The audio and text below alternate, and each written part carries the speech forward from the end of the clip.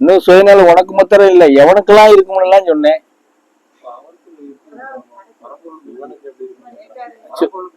உன்னை விட கொடூரமான சுயநலம் அவன்கிட்ட தான் இருக்கு. அதுக்கு விளக்கமே சொன்னனே.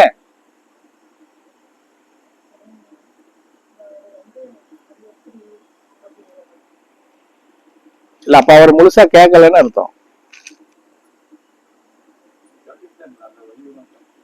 அங்க வெளியில உட்காந்து கேட்டுக்கிட்டு இருந்தீரோ?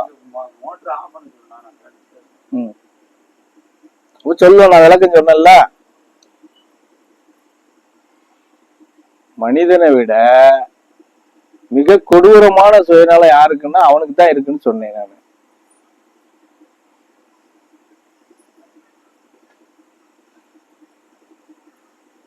அவனுக்கு சுயநிலை இல்லைன்னா இந்த பூமியை படைக்க வேண்டியது இல்லை.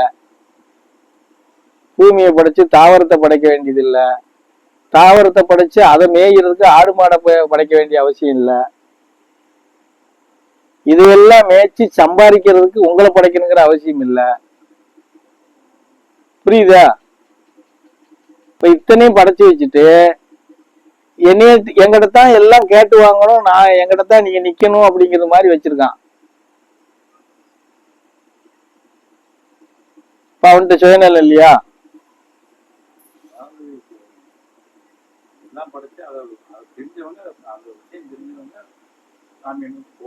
சரி, அது ஏன் அவன் படைச்சிட்டான். அதுல என்ன பாதி பேருக்கு விஷயம் தெரியுது, பாதி பேருக்கு தெரியாம போறது. எல்லாருக்கும் ஒரே மாதிரி ஒண்ணு எல்லாருக்கும் ஒரே மாதிரி தெரியாம படைச்சிடணும், இல்லைன்னா எல்லாருக்கும் தெரிஞ்சது மாதிரி படைச்சிடணும்.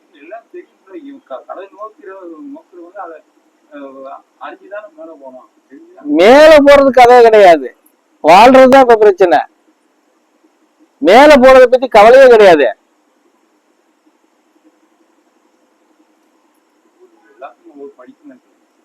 படிப்பனே இருக்கட்டும்யா, படிப்பனே இருக்கட்டும், நான் படிக்க வேண்டாம்னு சொல்லல. ஒரு வருஷம், ஒரு 6 வருஷம், ஒரு 10 வருஷம் படிங்க. அதுக்கப்புறம் எல்லாரும் ஒரே மாதிரி இருக்கணுமா, இருக்கக்கூடாதா?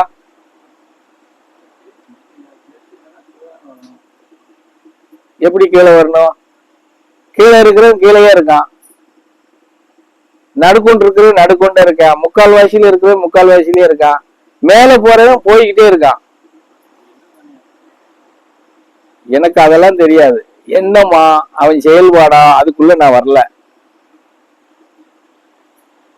சுயநலமற்று இருக்கணும் அப்படின்னா அப்ப இறைவனும் சுயநலமற்று இருக்கணும்ல.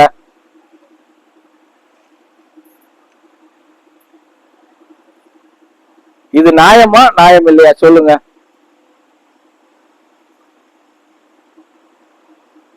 அப்ப சுயநலம் அவங்ககிட்ட தானே அதிகமா இருக்கு. 10% நல்லா தூக்கி கொண்டு போய் மேல உட்கார வச்சிருக்கான், 100க்கு 10 பேரை.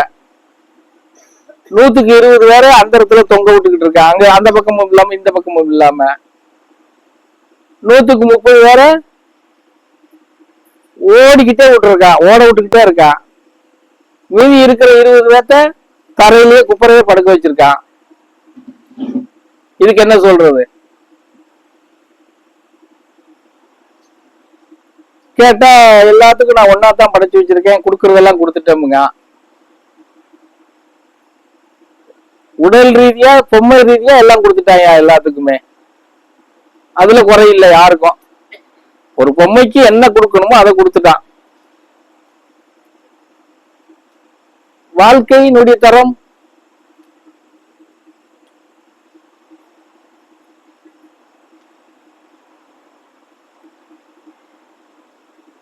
நீங்க கேட்டியே, நான் பதில் சொல்லிட்டேன்.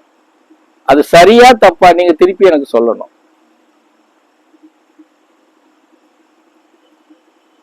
இன்னும் வாய் திறக்க மாட்டேங்க.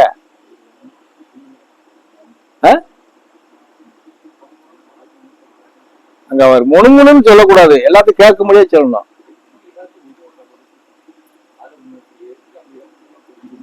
அதுதான் கேட்க, எதுக்காக ஏத்த இறக்கம்? மறுபடியும் ஒவ்வொரு படிப்பு 2வது படிப்புட்டு இருக்காரு.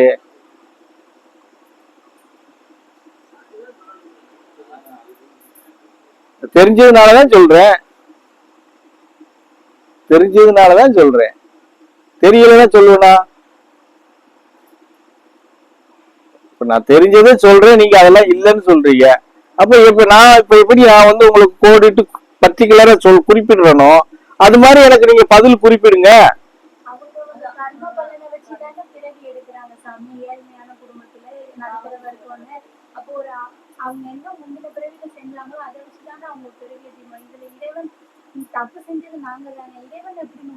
சரி, அவங்க கர்ம பலன் பிரகாரம் பிறவி எடுக்கிறாங்க, சரீரம் எடுக்கிறாங்க, நான் ஒத்துக்கிறேன். சரியா? மகா என்ன கர்மத்துல வந்துச்சு சொல்லு. முதல் யோகி அவ என்ன கர்மம் செஞ்சா?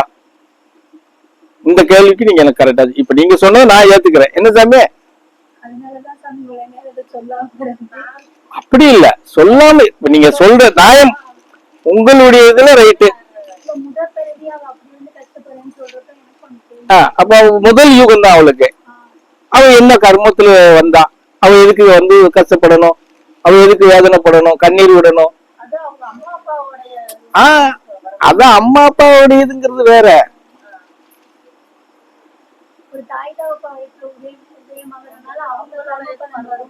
நான் என்ன கேக்குறேன்னா, நீ சொன்ன கடவுள் இது முதல்ல பிறக்க போகுது, சரியா? அப்ப அவங்க அம்மா அப்பா அவங்க நல்ல புண்ணியம் படைச்சவங்க வகுத்துல கொண்டு போய் படைச்சிருக்கலாம்ல, ஏன் இங்க படைச்சா? நான் அதெல்லாம் செந்தாமரையா பொம்மாரையா எனக்கு தெரியாது. நான் கேக்குற கேள்வி என்ன, வாழ்க்கையில வளமா வாழணும் எல்லோரும் அப்படின்னா கர்மா இல்லைன்னா அந்த ஜீவனுக்கு கர்மா கிடையாது. அவன் அத சோம வாழ்ற இடத்துல கொண்டு போய் சேர்த்திருக்கலாம்ல, இங்க ஏன் சேர்த்தான்?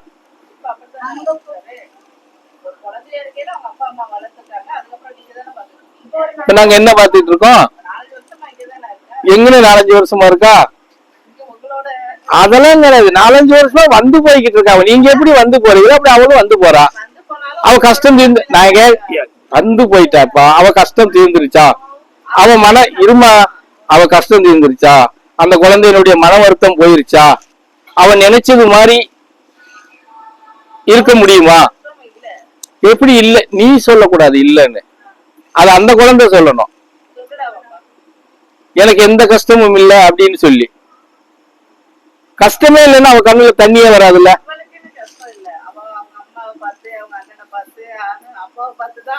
அப்புறம் அது வேதனை கிடையாதா? நான் கேக்குறேன்னா அது வேதனை கிடையாதா? இருக்கிறதுலயே அதான் ஒரு குழந்தை பருவத்திலேயே அம்மாவை பார்த்து அப்பாவை பார்த்து கூட பிறந்தவங்களை பார்த்து வேதனைப்படுறது மிகப்பெரிய இது இல்லையா? அனுபவமே இல்லாத காலத்துல ஒருத்தர் துயரத்துக்குள்ள போறது எப்படி நீங்க நியாயப்படுத்துறீங்க? அதத்தான் சொல்றான், சுயநலம். அவனுக்கும் சுயநலம். நான் அதுக்கு விளக்கம் சொல்லிட்டேன். நான் அதுக்கும் மத்தியான விளக்கம் சொன்னேன். எல்லாம் பண்ணி வச்சுட்டு இது இங்க ஏத்தம் இறக்கம் அது இது லொட்டு லொடுக்கல வச்சுட்டு நீ எல்லாருமே என்னைய தேடி என்கிட்ட தான் நிக்கணும், என்கிட்ட தான் கையை வந்தணும். ஆமா, நான் கொடுத்துதான் நீங்க பிழைக்கணும் அப்படிங்கிற மாதிரி வச்சிருக்கிறான்னா அப்ப மனிதனுக்கு சுயநலம் இல்லைன்னு எப்படி சொல்ல முடியும்?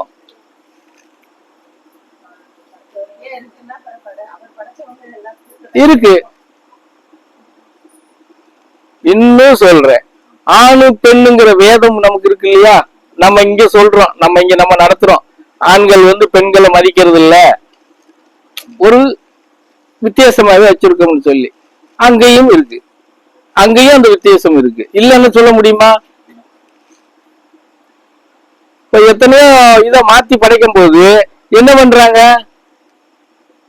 தான் பிறவியை அழிச்சு மறுபிறவி எடுத்து அதை வந்து சீர்திருத்தம் பண்றது யாருன்னா பெண்ணாதான் இருக்கு. சிவனை எங்கேயும் போய் திறந்து மறுபிறவி எடுக்கிறதே கிடையாது. அவன் கிளம்பு மாதிரி நல்லா சுத்திட்டு தானே தெரியுறான். புரியுதானே சொல்றது? அப்ப சுயநிலை இல்லைன்னு எப்படி சொல்றது? நீ ஒரு பக்கம் பிறவி எடுச்சுன்னா நான் ஒரு பக்கம் பிறவி எடுக்க அப்படின்னா அது நியாயமானது.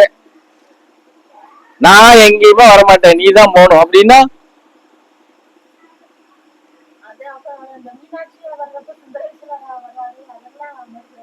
சுந்தரேசனா வாரன்னு சொல்றது யாரு கண்டுபிடிச்சா? அதெல்லாம் இவங்களா வச்சுக்கிட்டது. சிவன் வந்து அவதாரம் எடுத்தா கூட பிறவி எடுக்கிறதே கிடையாது.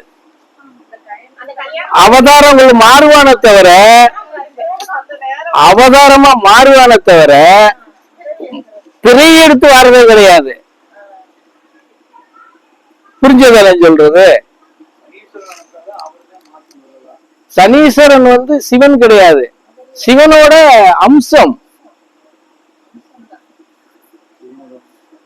சிவனோட அம்சம் தான் சனீஸ்வரன். புரியுதா? அப்ப இதுல வந்து எப்படி நீங்க சுயநலமே இல்லை அப்படின்னு சொல்றீங்கன்னு எனக்கு தெரியல.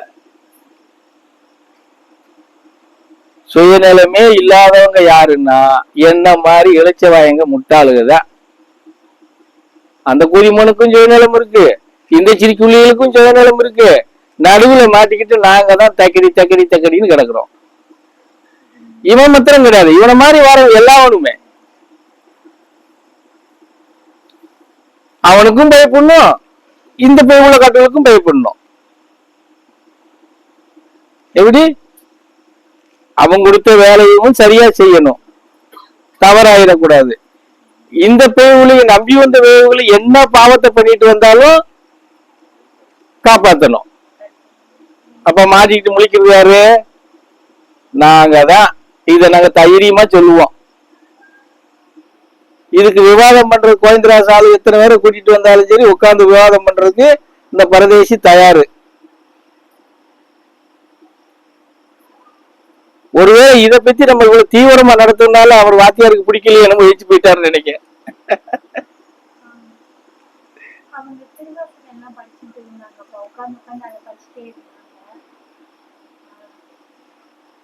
வருவாரு, அவருக்கு ஏதோ ஒரு போன் வந்திருக்கும், போயிருப்பாருன்னு வச்சுக்கோங்க.